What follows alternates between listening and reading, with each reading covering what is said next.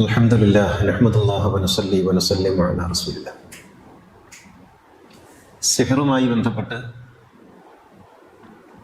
ആണ് നമ്മളുടെ കുറേ ദിവസമായിട്ടുള്ള ആലോചനകളും ചർച്ചകളൊക്കെ ഉണ്ടാകുന്നത്. മനുഷ്യ ചരിത്രത്തിൽ നമ്മൾ അറിഞ്ഞ കാലം മുതൽ ഇങ്ങോട്ട് സിഹർ എന്ന് പറയുന്ന ബ്ലാക്ക് മാജിക് അല്ലെങ്കിൽ വൂഡോ എന്നൊക്കെ പറയാവുന്ന കുറേ സംഗതികൾ നടന്നു വരുന്നുണ്ട്. പ്രകൃതിയിലെ നിഗൂഢതകളെ വ്യാഖ്യാനിക്കുന്ന അല്ലെങ്കിൽ വ്യാഖ്യാനിക്കാൻ ശ്രമിക്കുന്ന രീതിയാണ് പിന്നീട് ബ്ലാക്ക് മാജിക് അല്ലെങ്കിൽ കൂടോത്രം എന്ന നിലക്ക് ആയിത്തീർന്നത്. മനുഷ്യൻ പലതിനെയും ഭയപ്പെടുന്നുണ്ട്. അജ്ഞാതമായ പലതും അവൻ്റെ ജീവിതത്തിൽ സംഭവിക്കുന്നുണ്ട്. നിരന്തരമായി പലതും നമുക്ക് വിശദീകരിക്കാനോ കണ്ടെത്താനോ കഴിയാത്ത പലതും സംഭവിച്ചുകൊണ്ടിരിക്കും. അപ്പോൾ അതിനുള്ള ഒരു കാരണം തേടുക, അല്ലെങ്കിൽ അങ്ങനെയുള്ള കാര്യങ്ങൾ മറ്റുള്ളവരിൽ കാണുമ്പോൾ എൻ്റെ ജീവിതത്തിൽ വരാതിരിക്കുക, അങ്ങനെ വരാതിരിക്കുന്നതിന് വേണ്ടി ഒരു മുൻകൂട്ടി ചില പദ്ധതികളൊക്കെ തയ്യാറാക്കുക, ഇതൊക്കെയാണ് ബ്ലാക്ക് മാജിക്കിലൂടെ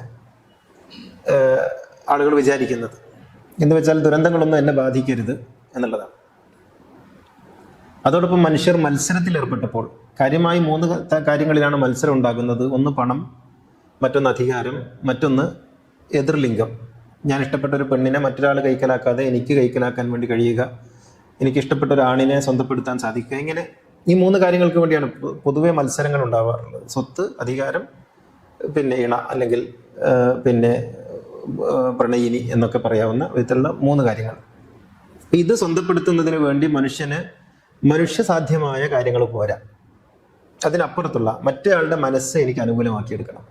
അതിനെ അനുകൂലമാക്കിയെടുക്കാൻ ഭൗതികമായ കാര്യങ്ങൾ മാത്രം പോരല്ലോ, അതിന് അതിഭൗതികമായിട്ടുള്ള അല്ലെങ്കിൽ അതീന്ദ്രിയമായിട്ടുള്ള ഒരു തലം കണ്ടെത്തണം. ആ കണ്ടെത്തുന്നതിൻ്റെ ഭാഗമായിട്ടാണ് ആദ്യകാലത്ത്, ചരിത്രത്തിൻ്റെ ആദ്യകാലത്ത് ഈ ബ്ലാക്ക് മാജിക് ഉണ്ടായത്. ആദ്യം ഉണ്ടായ ബ്ലാക്ക് മാജിക്കിനെ കുറിച്ച് കൃത്യമായ ചരിത്ര രേഖകളൊന്നും ഇല്ലെങ്കിൽ പോലും മെസപ്പൊട്ടോമിയൻ, ബാബിലോണിയൻ കാലഘട്ടങ്ങളിലാണ് ആദ്യത്തെ സിഹർ ബ്ലാക്ക് മാജിക് ഉണ്ടായതെന്ന് വിചാരിക്കുന്നു.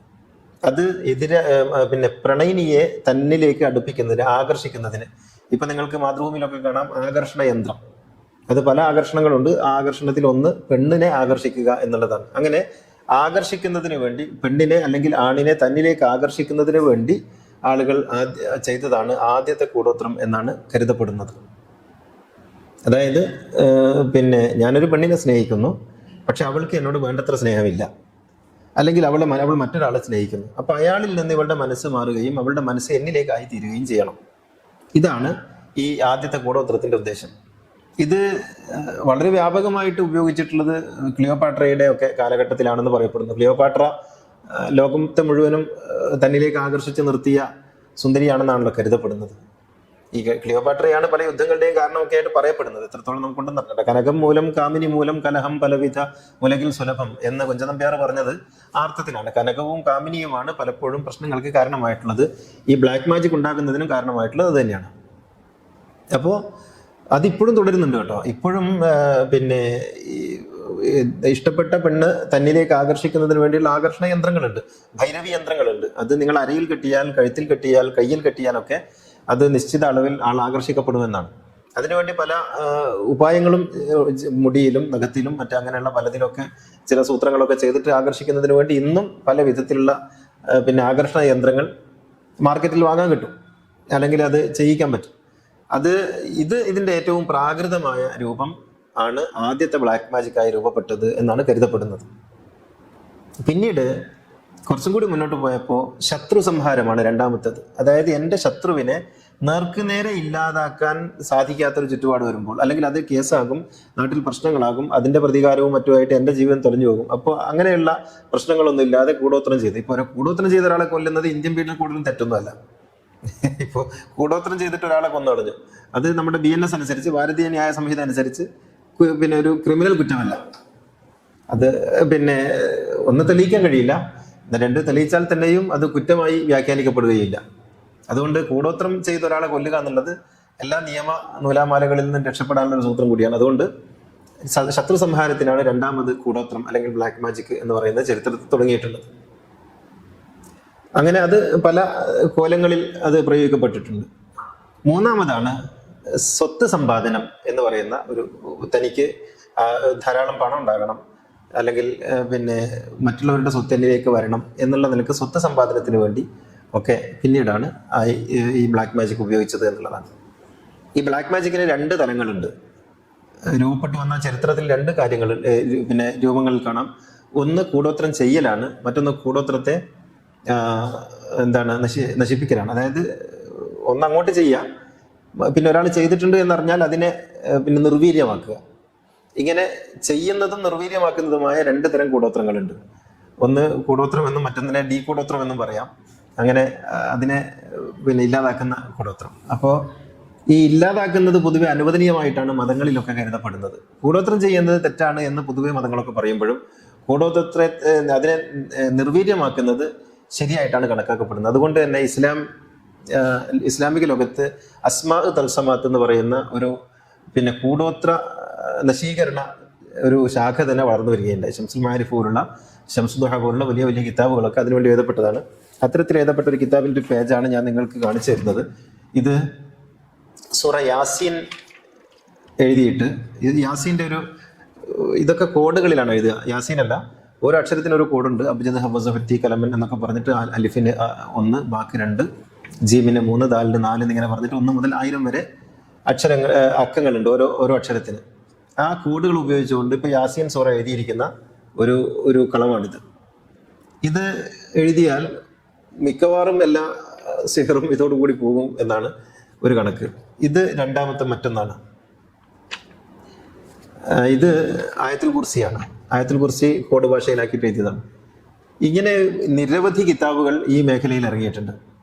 അപ്പോൾ പിന്നെ ഇത് എഴുതി കെട്ടിത്തൂക്കാനുള്ളതുണ്ട്, എഴുതി കുഴിച്ചിടാനുള്ളതുണ്ട്, എഴുതിയിട്ട് വെള്ളത്തിലൊഴുക്കാനുള്ളതുണ്ട്, പിന്നെ എഴുതി കലക്കി കുടിക്കാനുള്ളതുണ്ട്. ഇങ്ങനെ പല വിധത്തിലുള്ള കൂടോത്ര സ്വഭാവങ്ങളൊക്കെ ഇതിൽ കാണാൻ കഴിയും.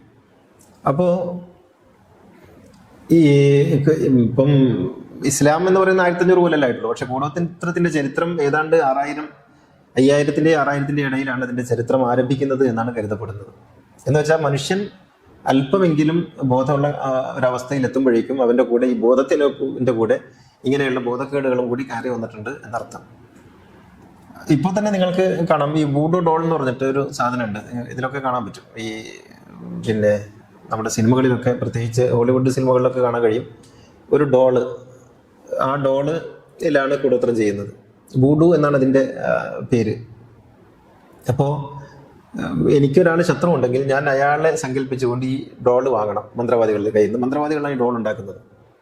അങ്ങനെ ആ ഡോള് വാങ്ങിയിട്ട് ഈ ഡോളിൽ ഒരു പ്രത്യേകമായി മന്ത്രം ജപിച്ച ആണികൾ തറക്കുമ്പോൾ ആ ആരെയാണ് ഉദ്ദേശിച്ചിരുന്നത് ആ മനുഷ്യന് വേദന ഉണ്ടാകും എന്നുള്ളതാണ് ഈ വൂഡോ ഡോളിൻ്റെ ഒരു സങ്കല്പം. ഒരു പക്ഷേ ലോകത്ത് സ്വർണ്ണ ബിസിനസ് പോലെ തന്നെ നടക്കുന്ന ഏറ്റവും വലിയ ബിസിനസ്സുകളിൽ നിന്നാണ് വൂഡോ ഡോളിൻ്റെ വിൽപ്പന. അത്രയധികം വിൽപ്പന ഇപ്പം നടന്നുകൊണ്ടിരിക്കുന്നുണ്ട്. പിന്നെ അതാണ് ഏറ്റവും ആദ്യത്തെ സിഹർ എന്ന് കരുതപ്പെടുന്നത്. പിന്നീട് വേരുകൾ, പിന്നെ അതുപോലെ ഈ പാഴ്വസ്തുക്കൾ, ഇതിലൊക്കെ ചെയ്യുന്ന സിഹറാണ് രണ്ടാമത്തേതായിട്ട് വരുന്നത്. മൂന്നാമത്തേതാണ് നമ്മുടെ വെള്ളരിക്ക കോഴിമുട്ട പോലുള്ള സംഗതികൾ നമ്മൾ സാധാരണ പാവം മുസ്ലിയാക്കന്മാർ ചെയ്യുന്നതൊക്കെ അതിൻ്റെ ശേഷം ഉണ്ടായിത്തീർന്ന അതിൻ്റെ ഒരു പരിണാമത്തിൻ്റെ ഭാഗമായിട്ട് ഉണ്ടായിത്തീർന്നതാണ്.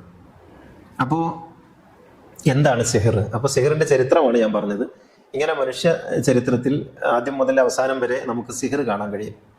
ഇപ്പം എന്താണ് സിഹർ എന്നുള്ള ഒരു അന്വേഷണം നമ്മൾ നടത്തുമ്പോൾ, സിഹർ എന്ന് പറയുന്നത് മനുഷ്യൻ അവൻ എത്തിപ്പിടിക്കാൻ സാധിക്കാത്ത അല്ലെങ്കിൽ അവൻ്റെ വിശദീകരണങ്ങളിൽ ഒതുങ്ങാത്ത കാര്യങ്ങളെ പിന്നെ തൻ്റെ വരുതിയിലാക്കാൻ വേണ്ടി അതിഭൗതികമായ ഒരു തലങ്ങളിൽ ശ്രമിക്കുന്നതിൻ്റെ ഒരു പേരാണ് സിഹർ എന്ന് പറയുന്നത്. എനിക്ക് നിങ്ങളെ കൊല്ലണം, പക്ഷേ എനിക്ക് നിങ്ങളെ നേരിട്ട് കൊല്ലാൻ ധൈര്യമില്ല. അപ്പോൾ നിങ്ങളെ കൊല്ലാൻ ഞാൻ കണ്ടെത്തിയ ഒരു മാർഗം, കൊട്ടേഷൻ കൊടുക്കാം, പക്ഷെ അതൊക്കെ പിടിക്കപ്പെടും, പക്ഷേ അതിന് സിഹറാണ്. ഇങ്ങനെ ഇതാണ് അതിന് കൊടുക്കാവുന്ന ഒരു നിർവചനം. മനുഷ്യന് തൻ്റെ പരിധിയിലോ പെടാത്ത കാര്യങ്ങളെ ചെയ്യുന്നതിന് അവൻ കണ്ടെത്തിയ ഒരു സൂത്രവിദ്യ എന്നുള്ള നിലക്കാണ് സിഹർ. അത് ഏതെങ്കിലും തരത്തിൽ ഈ ലോകത്ത് പ്രാവർത്തികമായിട്ടുണ്ടോ? ഇതാണ് നമ്മൾ രണ്ടാമത് അന്വേഷിക്കേണ്ടത്. ലോകത്ത് സിഹർ ഏതെങ്കിലും തരത്തിൽ പ്രാവർത്തികമായിട്ടുണ്ടോ? തീർച്ചയായിട്ടും പ്രാവർത്തികമായിട്ടുണ്ട്. പക്ഷേ അത് വിശ്വസിക്കുന്നവരിലാണ് പ്രവർത്തിക്കുന്നത്. സിഹറിൽ ഒരാൾക്ക് വിശ്വാസമില്ലെങ്കിൽ അയാളുടെ പിറകെ ചെന്ന് സിഹറൊന്നും ചെയ്യൂല. പക്ഷെ സിഹിറിൽ ഒരാൾ വിശ്വസിച്ചാൽ തീർച്ചയായും അയാളെയും കൊണ്ടേ സിഹിർ പോകുള്ളൂ. ഇത് സിഹിർ എന്നല്ല, എന്ത് കാര്യത്തിന്റെയും കാര്യം അങ്ങനെ തന്നെയാണ്. സിഹിർ നിങ്ങൾക്ക് ആരെന്ത് കോഴിമുട്ടയിൽ എഴുതിയാൽ എന്ത് എന്ന് ഒരാൾ വിചാരിക്കുന്നെങ്കിൽ അയാൾ ഒരു തരത്തിലും ഒരു കാലത്തും ഒരു സിഹിറും എത്ര വലിയ ആളാണെങ്കിലും ബാധിക്കില്ല. അതേ സ്ഥാനത്ത് എന്തെങ്കിലും തരത്തിൽ സിഹിർ ബാധിച്ചിട്ടുണ്ട്, അല്ലെങ്കിൽ എനിക്ക് ആരെങ്കിലും സിഹിർ ചെയ്തിട്ടുണ്ട് എന്ന് ഒരാൾക്ക് തോന്നി തുടങ്ങിയാൽ അന്ന് മുതൽ അയാളിൽ സിഹിർ ഫലിക്കുകയും അയാളെയും കൊണ്ട് സിഹിർ പോവുകയും ചെയ്യും എന്നുള്ളതാണ്. സിഹിറിന് സ്വയം ഒരു ശക്തിയില്ല. മറിച്ച് സിഹിർ ചെയ്യുന്നത് അല്ലത് യുവസ്വിസു ഫീ സുദൂരിന്നാസ്, ദൗർബല്യമുള്ള മനുഷ്യന്റെ മനസ്സുകളെ അത് തീർച്ചയായിട്ടും ബാധിക്കുകയും സ്വാധീനിക്കുകയും ചെയ്യും. സിഹിർ നേർക്ക് നേരെയല്ല ബാധിക്കുന്നത്, മറിച്ച് സിഹിർ തനിക്ക് ബാധിച്ചിട്ടുണ്ട് എന്ന വിശ്വാസം. 4 കാര്യങ്ങൾ സിഹിർ കൊണ്ട് സംഭവിക്കുന്നുണ്ട്. ഒന്ന്, ആ സിഹിറിനെ കുറിച്ച് അന്ധവിശ്വാസം ഉള്ളിലുള്ള ഒരു മനുഷ്യന്റെ തകർച്ച, ഇതാണ് കാര്യമായിട്ട് സംഭവിക്കുക. 2, സാമൂഹ്യ ബന്ധങ്ങളിലെ തകർച്ച. എന്ന് വെച്ചാൽ നിന്റെ അയൽക്കാരൻ നിനക്ക് സിഹിർ ചെയ്തിട്ടുണ്ട്. ആദ്യമായിട്ടൊരു മുല്ലാരടുത്ത് പോയാൽ അയാൾ ഉടൻ തന്നെ പറയാം നിങ്ങളുടെ കുടുംബത്തിൽ നിങ്ങൾക്ക് ശത്രു കൊണ്ടുവന്ന് ചോദിക്കും. കുടുംബത്തിൽ ശത്രു ഇല്ലാത്ത ഒരാൾ ഈ ലോകത്തില്ല. തീർച്ചയായിട്ടും ഉണ്ട്. ഇല്ലെങ്കിൽ നമ്മൾ ആലോചിച്ച ഒരാൾ ഉണ്ടാക്കി പറയും. അപ്പോൾ പറയും എങ്കിൽ അവിടെ നിന്നാണ് വന്നിട്ടുള്ളത്. ഇതോടുകൂടി അത് തീർന്നു, ഏതാണ്ട് കാര്യം അതോടുകൂടി തീരുമാനമായി കഴിഞ്ഞു. അപ്പൊ സാമൂഹ്യ ബന്ധങ്ങളിലും കുടുംബ ബന്ധങ്ങളിലുമുള്ള തകർച്ചയാണ് സിഹിറിന്റെ 2ാമത്തെ കാര്യം എന്ന് പറയുന്നത്. 3ാമത്തത് അന്ധവിശ്വാസത്തിന്റെ വർധനയാണ്. നരബലി പോലുള്ള കാര്യങ്ങളൊക്കെ ഉണ്ടാകുന്നത് സിഹിർ മുഖാന്തരമാണ്. മനുഷ്യന്റെ അന്ധവിശ്വാസത്തിന്റെ വളർച്ച ഉണ്ടാകും. 4ാമത്തത് സാമ്പത്തിക ചൂഷണം. ഈ 4 കാര്യങ്ങൾ, സാമ്പത്തികം മാത്രമല്ല ലൈംഗിക ചൂഷണം ഉൾപ്പെടെ ഈ സിഹിർ രംഗത്ത് നടക്കുന്നത് വളരെ ഭീകരമായ കാര്യങ്ങളാണ്. ഇതിലൂടെ പൗരോഹിത്യത്തിന് സംഭവിക്കുന്നത് ഒരുതരം വിഭ്രമത്തിൽ അവരും അകപ്പെടും. നമ്മൾ വിചാരിക്കേണ്ട ഈ സിഹിർ ചെയ്യുന്ന മുസ്ലിയാക്കന്മാരും അച്ഛന്മാരും പൂജാരിമാരൊക്കെ അവര് അങ്ങ് ചെയ്യാണെന്നല്ല, അവര് വിശ്വസിക്കുന്നുണ്ട് തങ്ങൾക്ക് എന്തൊക്കെയോ കഴിവുണ്ടെന്ന്. തങ്ങൾക്കത് മനുഷ്യന്റെ അതായത് സിഹിർ ചെയ്യുന്നയാൾ സ്വാഭാവികമായി സിഹിറിന്റെ ഇരയായി തീരും എന്നുള്ളതാണ്. അപ്പോൾ ഈ കൂടോത്രം ചെയ്യുന്ന, ബ്ലാക്ക് മാജിക് ചെയ്യുന്ന, സിഹിർ ചെയ്യുന്ന ആളുകളാണ് 1ാമത്തെ അതിന്റെ ഇര എന്ന് പറയുന്നത്. മറ്റേയാളെ ബാധിക്കുന്ന പോലെ ഇയാളെയും ബാധിക്കുന്നുണ്ട്. ബാധിക്കുന്നതിന്റെ സ്വഭാവം എന്താണെന്നേ ഉള്ളൂ. ഇത് തനി വട്ടായി പോവാണ് ചെയ്യുന്നത്, മുഴുവട്ടായി പോവാണ് ചെയ്യുന്നത്. അപ്പോൾ ഇത് ഒരു തരത്തിൽ ഒരു ബാധ കയറുന്നുണ്ട് ഇങ്ങോട്ടേക്ക്.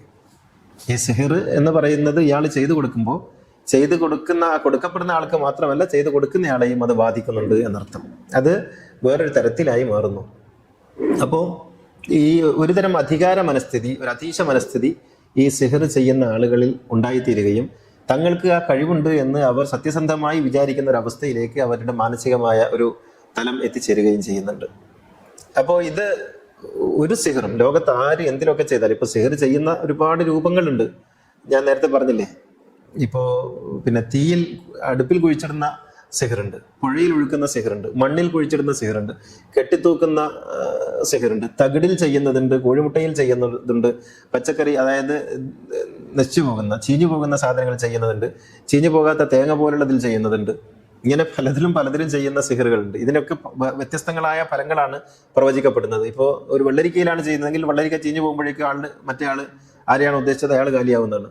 വെള്ളത്തിൽ ഒഴുക്കുന്നതാണെങ്കിൽ വെള്ളത്തിൽ ഒഴുക്കിയിട്ട് അതിന്റെ കെട്ട് വെള്ളത്തിൽ അഴിയുന്നതോടുകൂടി അപ്പുറത്തെ ആൾ ബാധിക്കുമെന്നാണ്.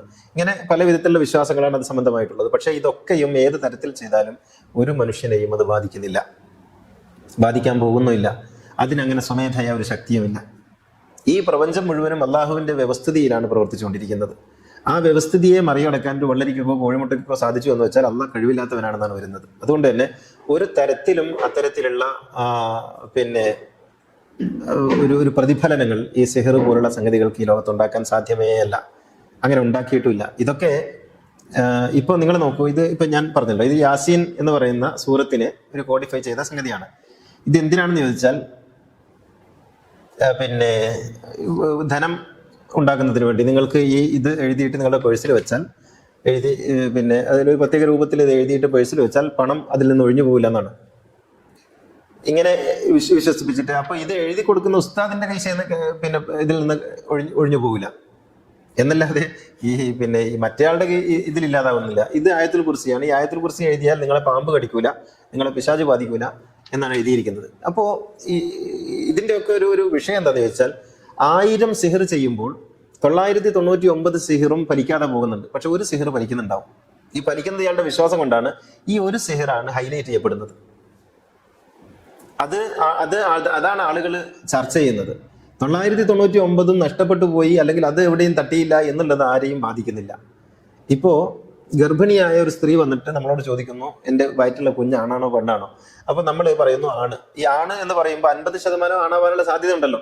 50% ആണാവാനും 50% പെണ്ണാകാനും സാധ്യതയുണ്ട്. ഈ സ്ത്രീ പ്രസവിച്ചത് പെണ്ണാണെങ്കിൽ ഇത് മറന്നുപോകും, ഇതിനെക്കുറിച്ച് ചിന്തിക്കില്ല. ആണാണെങ്കിൽ പറയും, കണ്ടോ മുസ്തഫ മൗലവി പറഞ്ഞിട്ടാണ് ആണായത്, അയാൾ എന്നേ പറഞ്ഞിട്ടുണ്ട്, അയാൾ ഉഷാറാണെന്ന് പറയും. ഇങ്ങനെ നിരവധി സംഭവങ്ങൾ എൻ്റെ ജീവിതത്തിലുണ്ട്. അതുകൊണ്ടാണ് ഞാൻ പറയുന്നത്. ഞാൻ സിദ്ധാപുരത്ത് ജോലി ചെയ്യുന്ന സമയത്ത് അവിടെ ഉള്ള ഒരു ദമ്പതികൾ, പാടിയിൽ ജോലി ചെയ്യുന്ന ഈ മൂർസിമ എന്ന് പറയുന്ന വിഭാഗത്തിൽപ്പെട്ട വളരെ പാവങ്ങളായ ആൾക്കാർ, അവർ നേരം വെളുത്താൽ രാവിലെ മുതൽ കണ്ടുപിടിക്കലാണ് അവരുടെ കാര്യമായ പണി. അപ്പോൾ ചെറുപ്പക്കാരായ ദമ്പതികൾ വന്നിട്ട് കുട്ടികൾ ഉണ്ടാവുന്നില്ല, 5 കൊല്ലമായി കല്യാണം കഴിച്ചിട്ട് എന്ന് പറഞ്ഞു. അപ്പോൾ ഇവനെ കണ്ടാൽ അറിയാം ഇവൻ കുട്ടികൾ ജീവിതകാലത്ത് ഉണ്ടാവില്ല, കാരണം ഇവൻ ഫുൾ ടൈം വെള്ളത്തിലാണ്. അപ്പോൾ ഇവനോട് ഞാൻ പറഞ്ഞു, ഞാൻ നിനക്ക് കുട്ടികൾ ഉണ്ടാവാനുള്ള മന്ത്രമൊക്കെ തരാം, പക്ഷെ 40 ദിവസം കണ്ടുപിടിക്കരുത് എന്ന് പറഞ്ഞു. അതിനവൻ തയ്യാറാണ്. 40 ദിവസം കണ്ടുപിടിക്കില്ല, കണ്ടുപിടിച്ചിട്ടില്ലെങ്കിൽ കുട്ടികൾ ഉണ്ടാവും എന്നുള്ള കാര്യം ഉറപ്പാണ്. അങ്ങനെ ഇവന് 40 ദിവസം ഞാൻ അപ്പം വെറുതെ അങ്ങ് വിട്ടാൽ പറ്റില്ലല്ലോ. ഞാൻ പറഞ്ഞു, കടയിൽ പോയിട്ട് ഈ എന്താണ് മറ്റേ റാഗി മുത്താറിയുടെ പൊടി വാങ്ങിക്കൊണ്ടുവരാൻ പറഞ്ഞു. മുത്താറി പൊടി വാങ്ങിക്കൊണ്ടുവന്നു. ഞാനത് കുറച്ചിങ്ങനെ മന്ത്രിച്ചിട്ടൊക്കെ കൊടുത്തിട്ട് പറഞ്ഞു, ഇത് 2 പേരും കൊണ്ടുപോയിട്ട് അപ്പം ചുട്ട് കഴിക്കണം, എന്നിട്ട് 40 ദിവസം കുടിക്കാൻ പാടില്ല, 40 ദിവസം കഴിഞ്ഞിട്ട് പോകാന്ന് പറഞ്ഞു. 40 ദിവസം കഴിഞ്ഞിട്ട് വന്നപ്പോൾ പെണ്ണ് ഗർഭിണിയാണ്. ഇത് എന്താ സംഭവിച്ചെന്ന് ചോദിച്ചാൽ, ഇത് അവർ വിചാരിക്കുന്നത് തീർച്ചയായിട്ടും ഞാൻ ആ രാഗിപ്പൊടിയിൽ എന്തോ ചെയ്തു. ഒന്നും ചെയ്തിട്ടില്ല, ഒന്നും ചെയ്യാൻ കഴിയില്ല, ഒരാൾക്കും അങ്ങനെ കുട്ടികൾ ഉണ്ടാവുകയില്ല. പക്ഷെ അത് അവരങ്ങനെ വിശ്വസിക്കുന്നു. ഇങ്ങനെ ഈ ലോകത്ത് നടക്കുന്നതെല്ലാം ആ അർത്ഥത്തിലാണ് നടന്നുകൊണ്ടിരിക്കുന്നത്. ഈ ലോകത്ത് നടക്കുന്ന എല്ലാ കാര്യങ്ങളും ഒരു വ്യവസ്ഥയുടെ അടിസ്ഥാനത്തിലാണ് നടക്കുന്നത്. അല്ലാതെ ഇതിലൊരു റുക്കിലോ ഒരു മന്ത്രത്തിലോ ഒരു മുട്ടയിലോ ഒന്നും ഈ ലോകത്തിന്റെ താളത്ത് തെറ്റിക്കാൻ ആർക്കും കഴിയില്ല. പക്ഷെ നമ്മൾക്ക് വിശ്വാസം ഉണ്ടെന്ന് കരുതിക്കോ. നിങ്ങളോട് ഒരാൾ പറയുന്നു, ഇപ്പോ എനിക്ക് തുരുതുര മെസ്സേജ് ഉണ്ട്, നമ്മുടെ നിക്കാഹ് കഴിഞ്ഞതിന് ശേഷം നിങ്ങൾക്ക് കണ്ണേറ് ബാധിക്കും, സെഹർ ബാധിക്കും, ഞാൻ ദുആ ചെയ്യുന്നുണ്ട്, എനിക്ക് വേണ്ടി പ്രാർത്ഥിക്കുന്ന, എനിക്ക് വേണ്ടി മന്ത്രിക്കുന്ന, എനിക്ക് വേണ്ടി എവിടെയൊക്കെയോ എന്തൊക്കെയോ കാര്യങ്ങൾ ചെയ്യുന്ന ധാരാളം ആൾക്കാർ എവിടെയൊക്കെ ഉണ്ട്. അവർ വിചാരിക്കുന്നത് ഞങ്ങൾ ഇങ്ങനെയൊക്കെ ചെയ്തുകൊണ്ടാണ് മുസ്തഫ മൗലവി ഇങ്ങനെ എഴുന്നേറ്റ് നടക്കുന്നത്. ആയിക്കോട്ടെ, അതിൽ നമുക്ക് കുഴപ്പമൊന്നുമില്ല. പക്ഷെ എന്താ സംഭവം എന്ന് ചോദിച്ചാൽ, ഇവിടെ നമുക്കങ്ങനെ വിശ്വാസം ഉണ്ടായി തുടങ്ങിയെന്ന് കരുതിക്കോ. എന്നെ ആരോ സെഹർ ചെയ്യുന്നുണ്ട് എന്ന് നിങ്ങൾക്ക് തോന്നി തുടങ്ങിയാൽ ആ നിമിഷം മുതൽ നിങ്ങൾ തകരാൻ തുടങ്ങും. ആ നിമിഷം മുതൽ നിങ്ങളെ സിഹർ ബാധിച്ചു. അപ്പൊ സിഹർ എന്ന് പറഞ്ഞത് സ്വയം ബാധിക്കുന്ന ഒരു സംഗതിയല്ല, മറിച്ച് വിശ്വസിക്കുന്ന ആളുകളുടെ മനസ്സിലേക്ക്, ദൗർബല്യമുള്ള മനസ്സുകളിലേക്കാണ് അത് കടക്കുക. അത് തന്നെയാണ് മറ്റേ കണ്ണേറിന്റെ ഒക്കെ കാര്യം എന്ന് പറയുന്നത്. അപ്പോ ഇത് ഒരു വിശ്വാസത്തിന്റെ തലങ്ങളിൽ വിശ്വസിക്കുക എന്ന് പറയുമ്പോൾ നമ്മൾ വിചാരിക്കുന്ന പോലെ നിസ്സാരല്ല. വിശ്വാസം ഒരു മനുഷ്യനിൽ പ്രവർത്തിക്കുന്നത് വളരെ, അത് പോസിറ്റീവായിട്ടും നെഗറ്റീവായിട്ടും. ഇപ്പൊ എങ്ങനെയാണ് ഒരാൾ യുദ്ധത്തിന് പോകുന്നത്? ഈ കൂലിത്തൊഴിലാളികൾ, സൈനികരെ കുറിച്ചല്ല ഞാൻ പറയുന്നത്. അല്ലാതെ ഇപ്പൊ ബൊളീവിയൻ കാടുകളിലേക്ക് ചെഗുവേരയുടെ നേതൃത്വത്തിൽ യുവാക്കളായ ആളുകൾ പോയത് എന്തിന്റെ പ്രചോദനത്തിലായിരുന്നു? അവർ നാളെയെ കുറിച്ചുള്ള ഒരു സ്വപ്നം, ആ സ്വപ്നം പുലരുമെന്ന പ്രതീക്ഷ, ജന്മിത്തത്തോടുള്ള ബുർഷ വർഗത്തോടുള്ള അവരുടെ അടങ്ങാത്ത കലിപ്പ്, ഒരു വിശ്വാസമാണത്. എന്താണ് ബദറിൽ സംഭവിച്ചത്? എങ്ങനെയാണ് ഇത്രയും കുറഞ്ഞ ആളുകൾ അവിടെ പോയിട്ട് യുദ്ധം ചെയ്യാൻ ശ്രമിക്കുന്നത്? വിശ്വാസമാണ്. എങ്ങനെയാണ് ഈ കാടുകളിൽ തെലുങ്ക് ദേശത്തുള്ള പ്രദേശത്തിലുള്ള നമ്മുടെ വയനാട്ടിലുള്ള കാടുകളിൽ മാവോയിസ്റ്റുകൾ പ്രവർത്തിക്കുന്നത് എങ്ങനെയാണ്? അവരെ ഒരു വിശ്വാസം നയിക്കുന്നുണ്ട്. അപ്പൊ വിശ്വാസം ഒരു മനുഷ്യന്റെ ഉള്ളിൽ ഉണ്ടാക്കുന്ന പ്രതിഫലനങ്ങൾ വളരെ വലുതാണ്. അത് അതിന്റെ നെഗറ്റീവായ തലങ്ങളിലും പ്രവർത്തിക്കും. അപ്പൊ ഞാൻ തകരാൻ തുടങ്ങുന്നു എന്ന്, അല്ലെങ്കിൽ എന്നെ ആരോ എല്ലാവരും എനിക്കെതിരെ ഗൂഢാലോചന നടത്തുന്നു എന്ന ഒരു ചിന്ത വരും. ഈ ചിന്തയ്ക്ക് എന്തോ ഒരു പേര് പറയാം. എല്ലാവരും എനിക്കെതിരാണ്.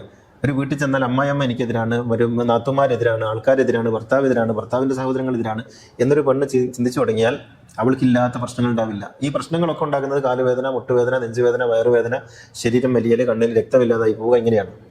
അപ്പൊ നമ്മൾ വിചാരിക്കുന്നത് ഇത് ശരീരത്തിൽ എങ്ങനെയാണ്? ശരീരത്തിലാണ് ബാധിക്കുക എന്ന് വെച്ചാൽ നമ്മൾ മാനസികമായിട്ടുള്ള പ്രശ്നങ്ങൾ ശരീരത്തിലാണ് പ്രകടമാവുക. അകാരണമായ വേദന, ശരീരം മുഴുവനും വേദനിക്കുക. എക്സ്റേ എടുത്ത് നോക്കി, MRI എടുത്ത് നോക്കി, ഒരു കുഴപ്പമില്ല, ഡോക്ടറെ അടുത്ത് പോയിട്ട് പറയുന്ന ഒരു കുഴപ്പമില്ല, എല്ലാ പരിശോധനയും നടത്തും, മനസ്സിലാണ് പ്രശ്നം. മനസ്സിലാവും. അപ്പം മാനസികമായി മനുഷ്യന്റെ ഉള്ളിൽ നടന്നുകൊണ്ടിരിക്കുന്ന ഇത്തരത്തിലുള്ള കാര്യങ്ങളെ വളരെ ഭീകരമായ വിധത്തിൽ അത് ശരീരത്തിൽ ഇങ്ങനെ പ്രതിഫലിക്കും. ശരീരത്തിൽ നീര് വരും, ഡോക്ടറെ കാണിച്ച പ്രശ്നമൊന്നും ഉണ്ടാവില്ല, ഇത് ഉണ്ടായിക്കൊണ്ടിരിക്കും. ഇതൊക്കെ ഇതിന്റെ ഭാഗമായിട്ടാണ്. അപ്പോഴാണ് നമ്മൾ പറയുക ഇത് സിഹറാണ്. അല്ലെങ്കിൽ ഇപ്പോൾ ഏതെങ്കിലും ഒരു വീട്ടിൽ തുടർച്ചയായിട്ട് 2-3 ആൾക്കാർ മരിച്ചു, അല്ലെങ്കിൽ തുടർച്ചയായിട്ട് അപകടം ഉണ്ടായി, അല്ലെങ്കിൽ നിരന്തരമായ എന്തെങ്കിലും നാശനഷ്ടങ്ങൾ ഉണ്ടായി. അപ്പോഴൊക്കെ നമുക്ക് നിർവചിക്കാൻ കഴിയാത്ത കാര്യങ്ങൾ ഉണ്ടാകുമ്പോൾ നമ്മൾ കണ്ടെത്തുന്ന ഒരു കാരണമാണ് സിഹർ എന്ന് പറയുന്നത്. അപ്പോൾ അത് ബാധിക്കുന്നു, അത് ബാധിച്ചിരിക്കുന്നു. അപ്പോൾ അതിനെന്താണ് വഴി? അപ്പോൾ ഇതിന്റെ സെക്കൻഡ് പാർട്ട്, ഈ സിഹിർ ഒരു വ്യവസായമാണ് എന്നതുപോലെ തന്നെ സിഹിറിനെ നിർവീര്യമാക്കൽ മറ്റൊരു വ്യവസായമാണ്. സിഹിർ ഒരു വമ്പിച്ച വ്യവസായമാണ്. സിഹിർ ഇപ്പം നിങ്ങൾക്ക് അത് കൊട്ടേഷൻ എടുക്കുന്ന പോലെ തന്നെയാണ്. ഒരാളെ കൊല്ലണം, അപ്പോൾ ഈ സിഹിർ ചെയ്യുന്ന ആള് ചോദിക്കുന്നത് അപ്പാടെ കൊല്ലണോ അല്ല അയാളുടെ മിണ്ടാട്ടം ഇല്ലാതാക്കിയാൽ മതിയോ, ഇങ്ങനെയാണ്. അപ്പോൾ എന്താണ്, മിണ്ടാട്ടം ഇല്ലാതാക്കാനാണെങ്കിൽ ഇത്ര ഉറുപ്പ്യാവും.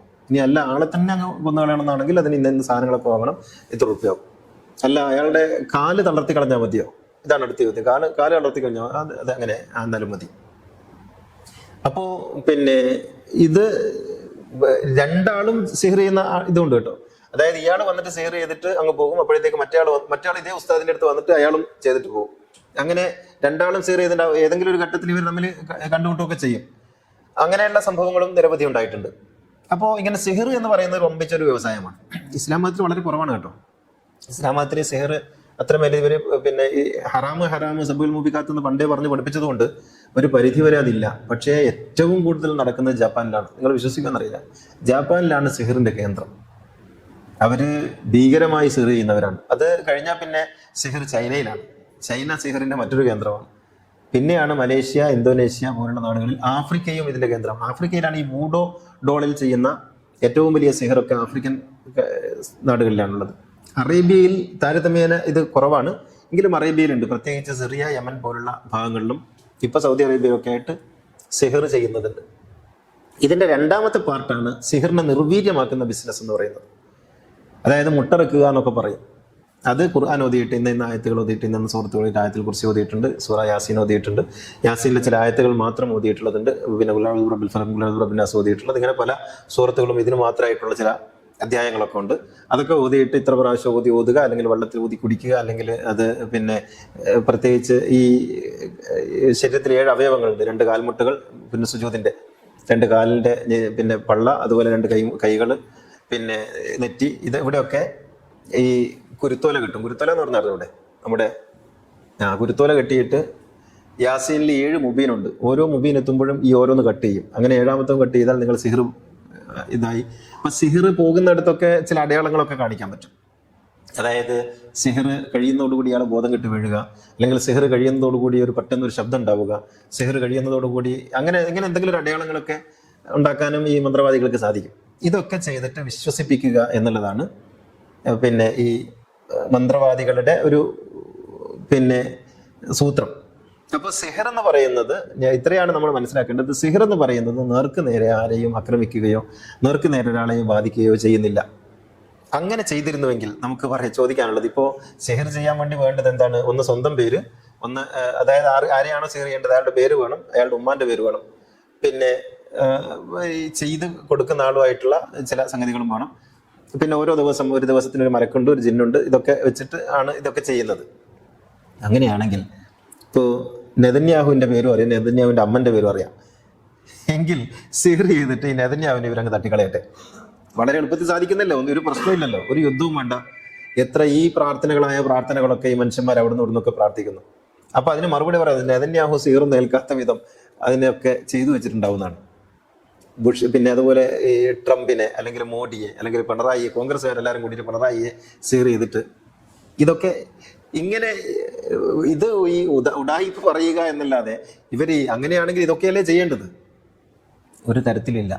ഈ സിഹിർ എന്ന് പറയുന്നത് ഇങ്ങനെ വിശ്വസിക്കുന്ന ആളുകളിൽ മാത്രം പ്രവർത്തിക്കുന്ന, അവന്റെ അങ്ങനെ ഒന്നുണ്ട് എന്ന് തോന്നി തുടങ്ങിയാൽ മാത്രം ഉണ്ടായിത്തീരുന്ന പ്രതിഫലനങ്ങളാണ്. അല്ലാതെ അത് സ്വമേധയാ ആരെയും വന്ന് അറ്റാക്ക് ചെയ്യുകയോ പ്രവർത്തിക്കുകയോ ഒന്നില്ല. നമ്മുടെ തലയിൽ വീഴുന്ന മിസൈൽ പോലെ ഉള്ള ഒന്നല്ല അത്, മറിച്ച് നമുക്ക് തോന്നി തുടങ്ങിയാൽ സംഭവിക്കുന്ന ഒരു കാര്യമാണ്.